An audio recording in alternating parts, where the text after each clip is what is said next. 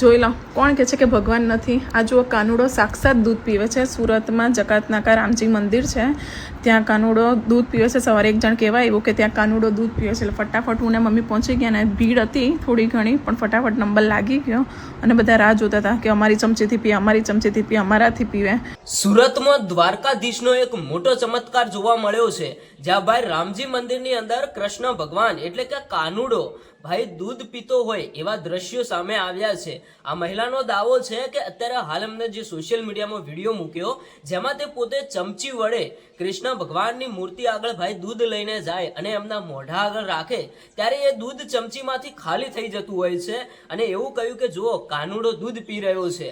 આ વિડીયો અત્યારે હાલ સોશિયલ મીડિયાની અંદર ખૂબ જ વાયરલ થઈ રહ્યો છે। ઘણા બધા લોકો એવું કહે છે કે આ એક ચમત્કાર છે, અમુક લોકો એવું કહે છે કે બેન તમે કોઈને અંધશ્રદ્ધાની અંદર ન ફેલાવશો। તો મિત્રો અત્યાર સુધીના એક મોટા સમાચાર મળી રહ્યા છે, દરેક ભાઈ બહેન સુધી આ વિડીયો પહોંચાડી દેજો અને સુરત વાસીઓ તો ખાસ કરીને આ વિડીયો ધ્યાનથી સાંભળતા જજો, કારણ કે તમારા સુરત શહેરની અંદર ક્યાંક ને ક્યાંક રામજી મંદિરમાં એક કાનુડાનો મોટામાં મોટો ચમત્કાર જોવા મળ્યો છે। આ મહિલાએ જે વિડીયો અપલોડ કર્યો એમાં તે ખુદ બતાવે છે કે કાનુડો દૂધ પી રહ્યો છે અને લાઈવ ભાઈ વિડીયોની અંદર કેદ પણ કર્યું છે, જેવી રીતે તે વાટકીમાંથી દૂધની ચમચી ભરે છે અને કાનુડાના મોઢા આગળ લઈ જાય અને પછી ભાઈ જે ચમચી ઉપર રાખતા જ એમાંથી દૂધ ખાલી થઈ જાય છે। હવે આમાં કોઈ ચમત્કાર હોઈ શકે કે શું ખરેખર આ કાનુડો દૂધ કેવી રીતે પીતો હશે? આ એક સવાલ ઉભો થયો છે। આમાંથી ક્યાંક ને ક્યાંક ભાઈ વિજ્ઞાન જાથા તો નથી માનતું, સાયન્સ આમાં કોઈ માનતું નથી।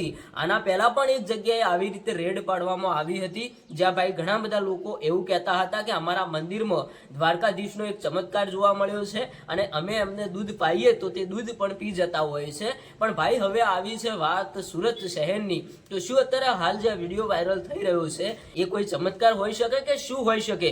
દર્શક મિત્રો તમે કોમેન્ટ કરીને જણાવતા જજો। અને જો કદાચ તમારા વિસ્તારની અંદર આ રામજી મંદિર આવેલું હોય સુરત શહેરની અંદર તો ભાઈ તમે એકવાર મુલાકાત લેજો અને તમે કોમેન્ટ બોક્સની અંદર જણાવજો કે આ સાચું છે કે ખોટું છે। આપણે કોઈ વિરોધ નથી કરી રહ્યા, પણ જે બેને વિડીયો અપલોડ કર્યો, જે વિડીયો વાયરલ થઈ રહ્યો છે એની ભાઈ ક્યાંક ને ક્યાંક સચ્ચાઈ પણ સામે આવવી જોઈએ કે શું ખરેખર આ સાચું છે કે ખોટું છે। તમારું શું કહેવું થાય છે કે આ સાચું હોઈ શકે કે ખોટું? કોમેન્ટ કરીને જણાવતા જજો।